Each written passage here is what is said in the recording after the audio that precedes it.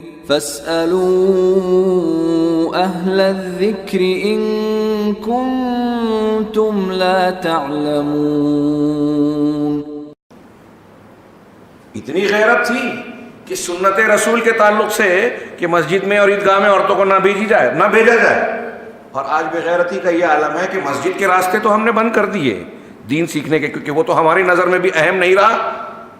یہ منہج ہو کہ وہ منہج ہو، دین بار کوئی آدمی ہوتا ہے کہ نہ ہوتا ہو، اس کی پرواہ نہیں ہے۔ بچے کے لیے سرٹیفکیٹ اور دنیا کمانے کے لیے جو 20 سال 25 سال 30 سال بہت ہوا 40 سال کمائے گا، اس کے لیے ہمیں بڑی فکر ہے، ٹیوشن لگا رہے ہیں، محنت کر رہے ہیں، غور و فکر کر رہے ہیں، مشورے کر رہے ہیں، پیسے خرچ کر رہے ہیں، لیکن ہمیشہ کی زندگی ہمارا بچہ آگ کی انتہائی شدید قسم کی گرمی سے اور دردناک عذاب سے بچ جائے، اس کے لیے ہمارے پاس سوچنے کا وقت نہیں ہے۔ وہ اگر شرک اور بدعت والے منہج پہ چلا جائے ہمیں فکر نہیں ہے، بلکہ ہم خود ہی سیکھنے کے لیے تیار نہیں ہیں۔ یہ میں سمجھتا ہوں بڑی مشکل ہے۔ اب یہ سننے میں آتا ہے کہ مسلمان آپس میں یہ کہتے ہیں کہ میری بیٹی یا فلاں کی بیٹی جو ہے کالج گئی، ان کا ایسا ایسا معاملہ ہو گیا، غیر مسلم سے تعلق ہو گیا، اور بچی یہ کہہ رہی ہے، ابھی کہیں سے سی ڈی آئی، شاید آپ لوگ اس قسم کے واقعات سے واقف ہوں، کہ بچی نے کالج کے دوست سے نکاح کر لیا، کورٹ میرج کر لی، ہندو دھرم اختیار کر لیا۔ والدین جب اس سے ملنے گئے تو بچی مجلس میں لوگوں کے سامنے یہ جواب دیتی ہے اپنے والدین کو کہ دیکھیے میں نے ہندو مذہب قبول کر لیا ہے، اور یہ میرے شوہر ہے، میں نے ان سے شادی کر لی ہے، اگر آپ کو مجھ سے ملنا ہے تو میرا آپ ہندو دھرم آپ کو قبول کرنا ہوگا۔ تھوڑی دیر کے لیے ہو سکتا ہے جن نے نہ سنا ہو ان کو شوق لگاؤ، تھوڑی دیر کے لیے غیرت نے جھنجھوڑا ہو، لیکن کیا یہ کیفیت ہماری آج ایک سچے غیرت مند مسلمان کی طرح قائم ہے؟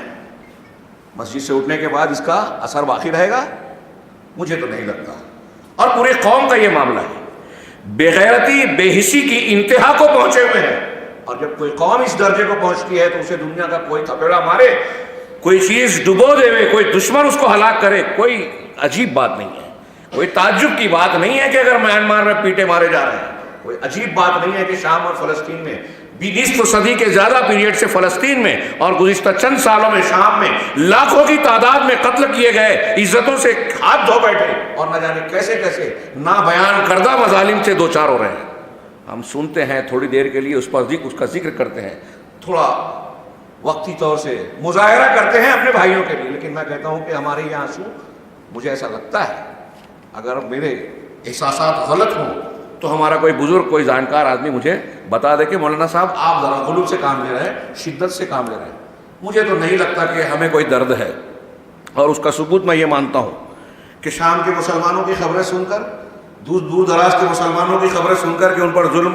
ڈھائے جا رہے ہیں، مصیبتوں کا پکے پہاڑ ٹوٹ رہے ہیں، ہم تھوڑی دیر کے لیے آنسو بہاتے ہیں، ٹیسوے بہاتے ہیں، مظاہرے کرتے ہیں۔ کسی لیڈر نے اپنی دکان چمکانے کے لیے کوئی احتجاجی جلوس نکالا، بیان بازی کی، تو ہم اس کا ساتھ بھی دے دیے، فوٹو بھی کھنچوا لیا، اور اس کے بعد اس کی تشہیر بھی کر دی۔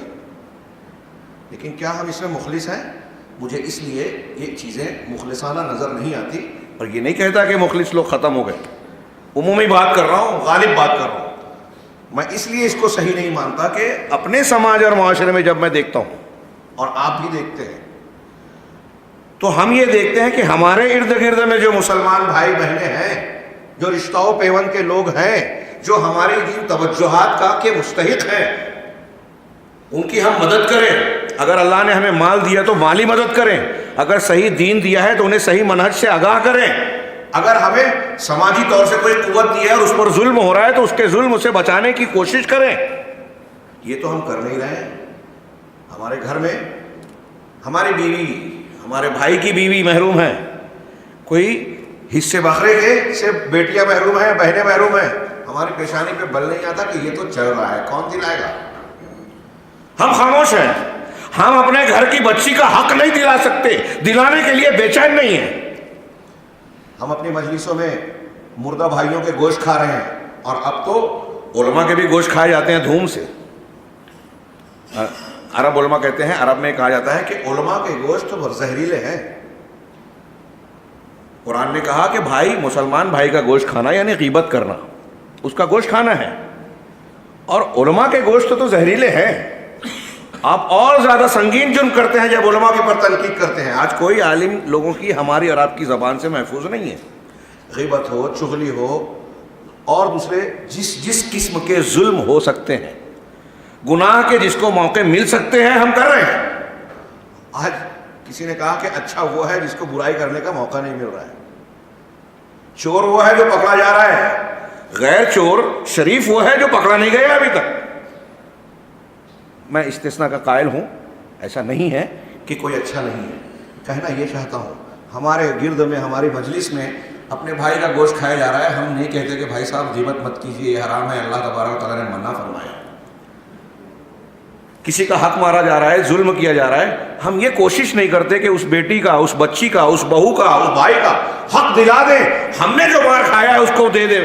ہم تو خود اس چکر میں ہیں کہ ہمارے ساتھ جو کاروبار کر رہا ہے, لین دین کر رہا ہے, سماج اور معاشرے رشتہ اور پیوند کے بندھنوں میں بندھا ہوا ہے, جب موقع ملے ہم اسے ڈس لے ویں, جب موقع ملے اس کا حصہ ہڑپ لے ویں. جب ہم اپنے بھائی کو نہیں چھوڑ رہے ہیں جو اپنے ساتھ میں ہے, پاس میں ہے, تو میانمار والا ہمارے پاس ہوتا تو ہم اس کو اب دیتے.